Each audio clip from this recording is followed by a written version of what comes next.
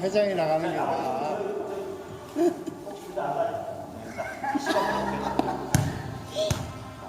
지금 여러분들이 이제 볼을 컨트롤한다는 표현을 쓰잖아요.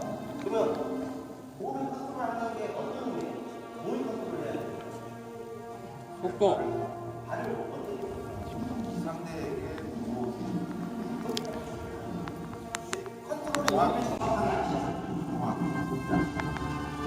공을 아실 수도 있고 모르실 수도 있는데요. 볼을 컨트롤한다는 거는 상대편을 바퀴 좋게 보내야 되는데 뭐가 포인트냐 이게. 속도. 그렇죠. 맞아요. 속도입니다. 자, 다리가 아까 속도라고 처음부터 얘기했는데. 화내지 마세요. 자, 다리가 화내지 빨리 갈때 빨라지면 안 돼. 같은 속도. 이왕이면 최저 속도로 가셔야 돼요. 그러니까 가끔 보시면 이렇게 해서 이렇게 해버리시면 이걸 차버리는 거거든요. 그래서 이왕이면 이게 슬로우로 다리가 슬로우로 가면 공이 슬로우로 가는데 대부분 여러분들이 다리 왜 다리를 신경 안 쓰고 공만 신경 쓰시죠.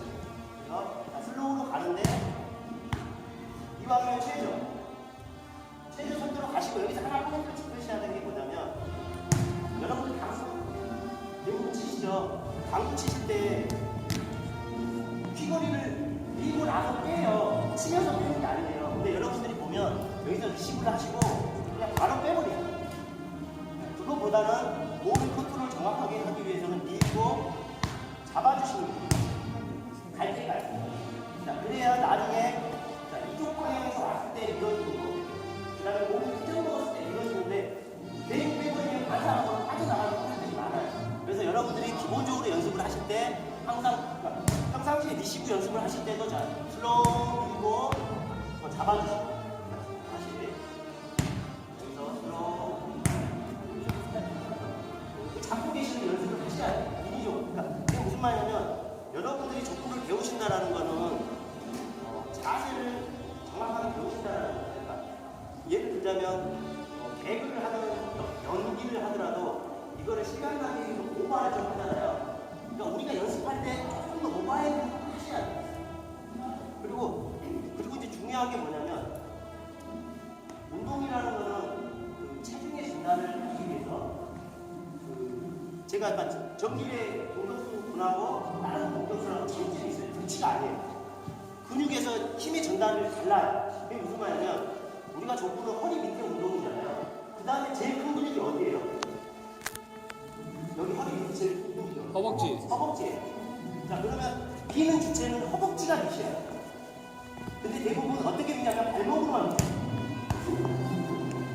자, 큰 근육 자 보세요.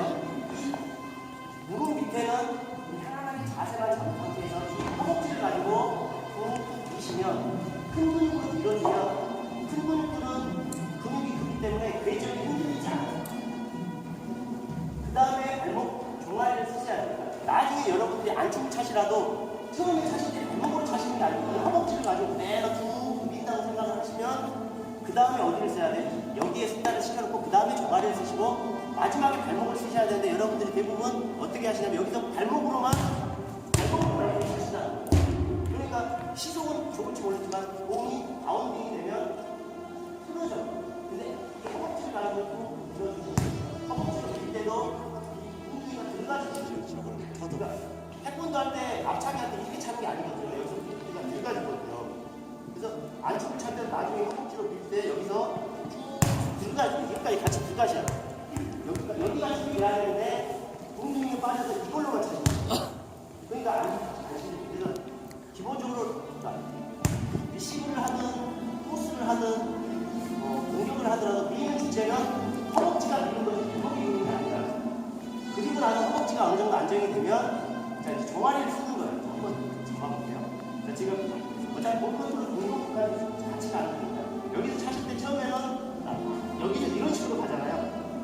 근데 나중에는 이제 종아리를 빼주시면 임팩트가 많이 늘어나요. 그래서 그 일반 키큰 공격수를 보면 편안하게 힘이 차는데 하우가 뚝뚝 나는 거죠. 이제 얘가 강성도 공격수 같아서 종아리를 침팩트 세우는 거죠. 그러니까 이 종아리 두 개가 처음에는 이렇게 가는데 이렇게 가는 겁니다. 그러고 나서 쑥 밀고 들어가면 임팩트 구간이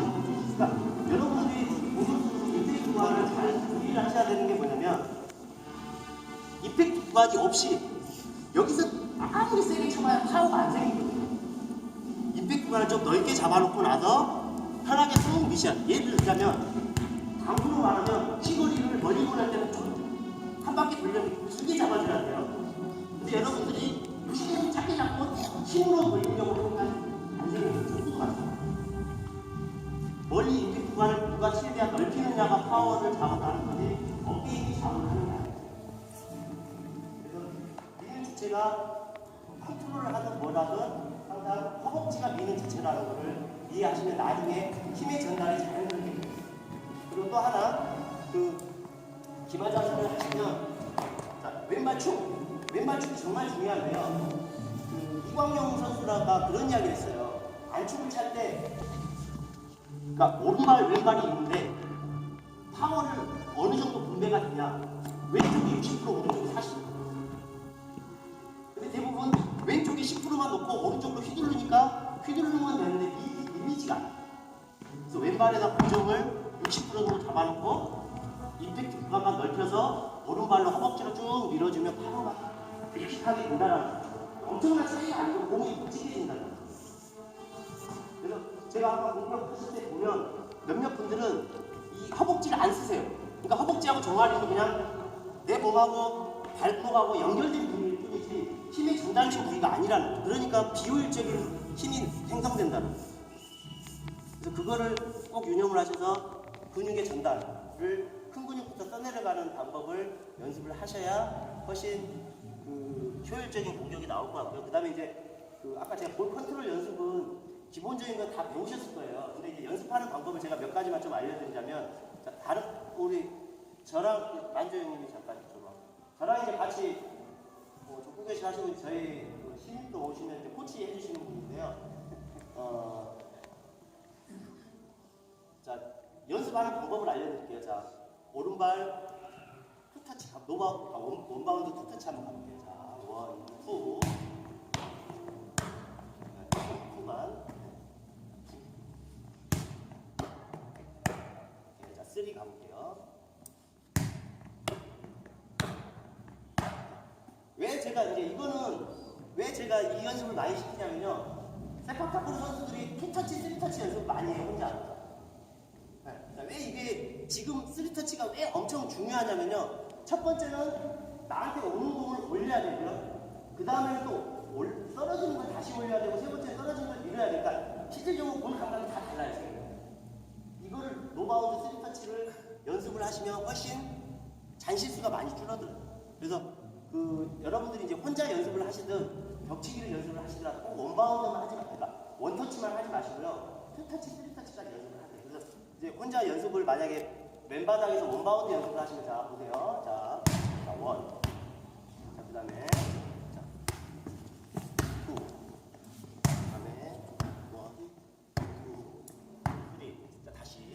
자 기마 자세는 풀지 마시고요. 자 투.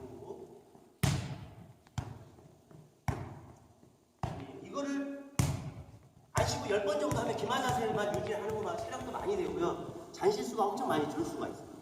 그래서 제가 아까 말씀드렸잖아요. 운동이라는 거는 자기보다 좀 더 윗단계의 연습을 하시면 밑에 단계가 훨씬 쉬워져요. 그래서 원터치 연습을 하지 마시고 투터치, 쓰리터치 연습을 많이 하시면 좋고요. 그 다음에 저기 완전히 그쪽으로 한번 가보시죠. 아니 끝나있다. 그러니까 여러분도 많이 알고 계시겠지만 저는 이제 기본적으로 연습하는 방법을 많이까지 있어요. 여기서 연습을 많이 해요. 이 거리가 반대로 말하면 스위치하고 토스 거리 정도 되거든요. 그래서 처음에는 안 되시는 분들은 여기서 이제 원바운드 연습을 하시면 좋고요. 네. 이것도 원바운드자, 자, 푹 연습하셔도 되고요. 자, 그래서 이제 어느 정도 숙달이 되면 여기서 노바운드를 하시되, 자, 노바운드 원터치로 한번 해볼게요. 원터치. 바로.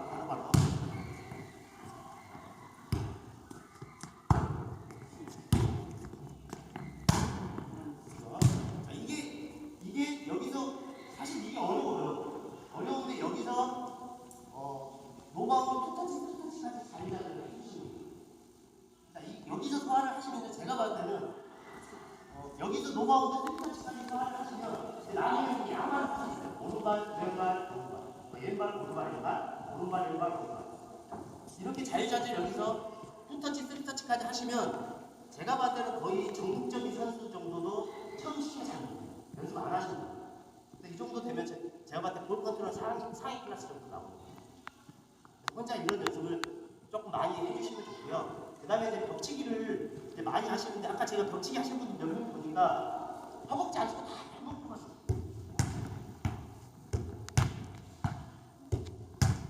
이게 아니에요. 이거는 제가 봤을 때 축구가 아니고 그냥 목놀이에요. 최대한 볼을 편안하게 컨트롤 해주셔야 되고요. 그 다음에 이제 여러분들이 벽치기를 많이 하시는데 공격수분들도 벽치기 많이 하시잖아요. 저는 이제 어떻게 했었냐면 자, 벽치기를 자 오른발, 자 왼발, 발등, 그다음 발목. 이것도 같이 해주시면 좋아요. 나중에 발등 밟고 써야 돼. 전봇대 퇴근하면 전봇대에다 노바운드로 500개씩 했대. 네. 그리고 아시는 분도 계시고 모르시는 분도 계는데 예전에 이제 서울에 오병환 선수라고 있었어요. 그분도 들리는 말에 의하면 쇠공을 한 달 안에 휘공을 안 해요. 그러니까 지금 여러분들이 하는 노력은 노력이 아닐 수 있어요. 그리고 저 같은 경우는 아까 제가 처음 이야기한 게 제 키 이야기했잖아요. 165. 근데 저 같은 경우는 제가 중수로 시작했을 때는 네트가 1m 10이었어요. 지금 작아진 거예요. 근데 저는 그때만 해도 알축을 해도 안 되면서 혼자 넘을 차이였어요. 근데 그때 어떻게 했냐면 어느 대회 갔더니 그분이 그러더라고요. 한 4년 정도 해야 좀 하는 거잖아요. 그래서 저는 하루에 2번씩 연습해요. 아침에 8시에 일어나서 혼자 연습하고 퇴근하고 연습하고 그래서 그럼 2년이면 되겠지. 2년이 안 되더라고요. 2번 쉬고.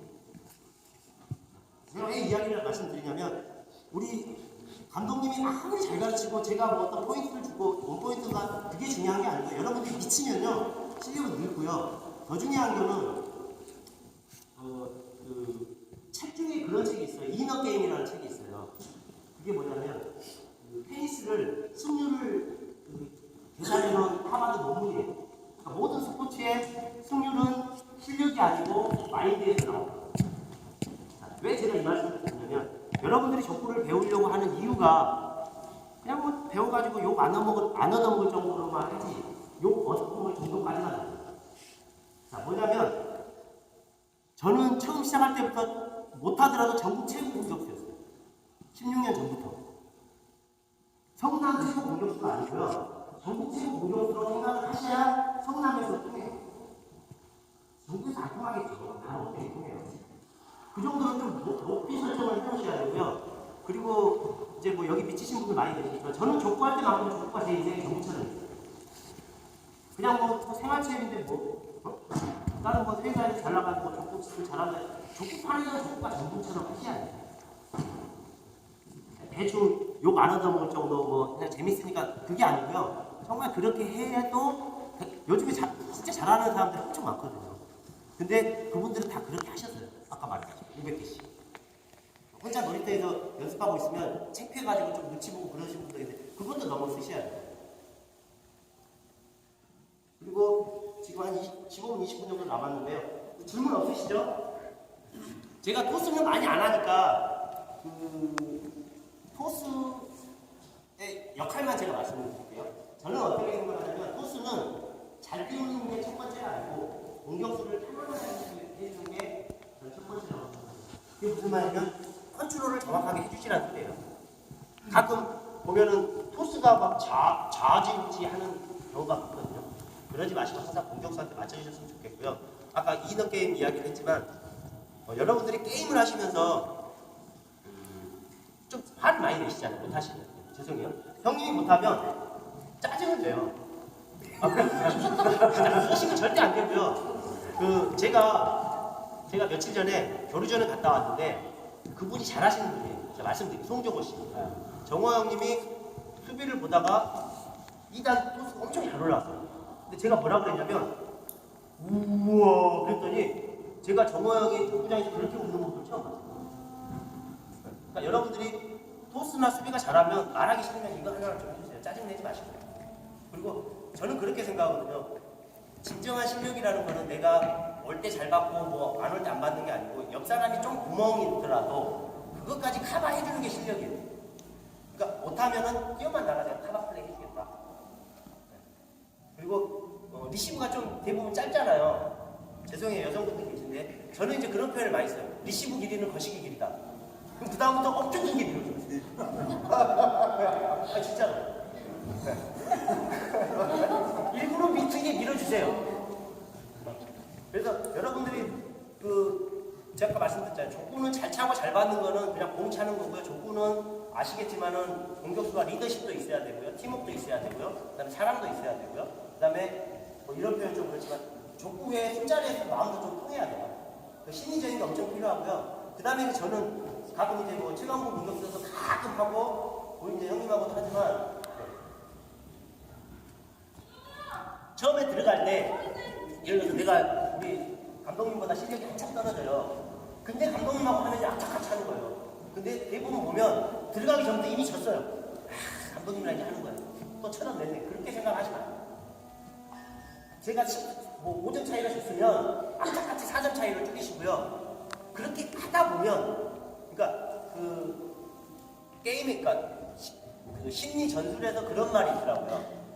실력이 느는 제일 좋은 방법은 공에 집중하는 방법이고요. 나를 그때그때 평가를 하지 않는 게 좋아요.